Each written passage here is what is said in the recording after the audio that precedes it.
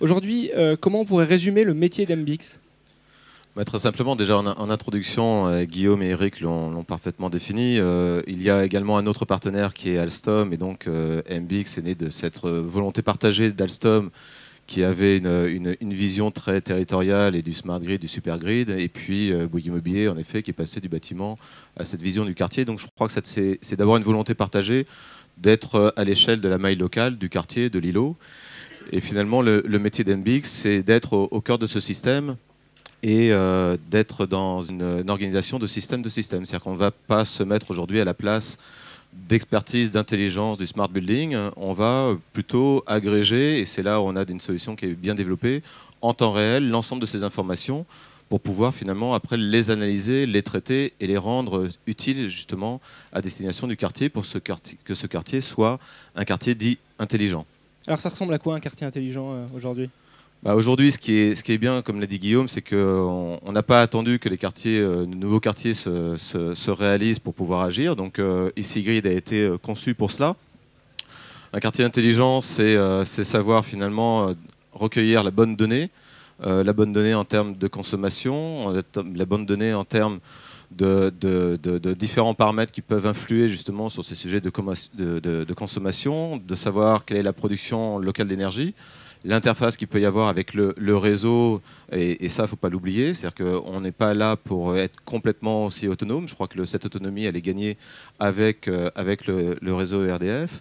Et donc, je crois que ce qui est bien de transposer ensuite, c'est que tout ce qu'on est en train d'apprendre sur EasyGrid, on soit capable de l'appliquer sur les nouveaux projets urbains pour accompagner justement les aménageurs et la collectivité locale en particulier. Alors on l'a dit, vous êtes une structure à part. Est-ce que ça veut dire que vous avez aussi des clients, des références qui dépassent le périmètre de Bouygues Immobilier ?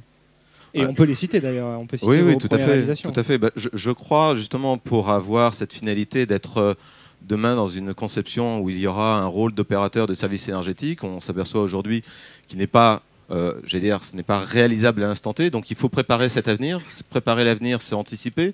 Anticiper, c'est de se mettre à côté, d'accompagner la collectivité, les aménageurs dans la conception de leur quartier.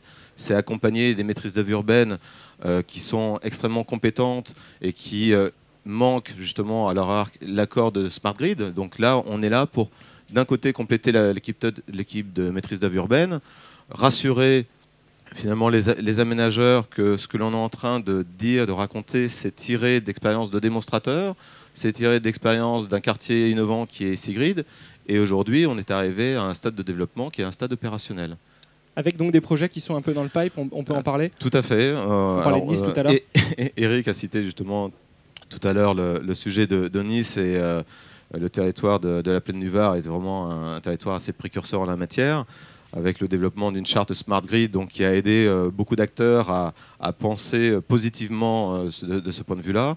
Et donc aujourd'hui, Embix a en effet est l'AMO, Bureau d'études Smart Grid de l'EPA de la Plaine du Var, pour concevoir la technopole urbaine Nice-Mérédia, qui est un territoire quand même qui fait 400 000 m² développés, 400 000 m² de mixité. Ce qui est important aussi dans le Smart Grid, c'est trouver cette mixité pour pouvoir demain le rendre encore plus intelligent, donc, plus optimum. C'est bureau, logement, logement, équipement public, du parking, des universités. Donc tout ça, on le retrouve sur le territoire de Nice-Mérédia.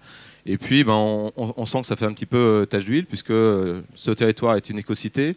Beaucoup d'écocités ont pris le sujet à bras-le-corps aujourd'hui en abordant le sujet du Smart Grid de la même manière, avec une temporalité qui est un peu différente, un timing qui est différent. Mais aujourd'hui, j'ai bon espoir qu'en 2014, un grand nombre d'acteurs aménageurs se mettent justement à l'action.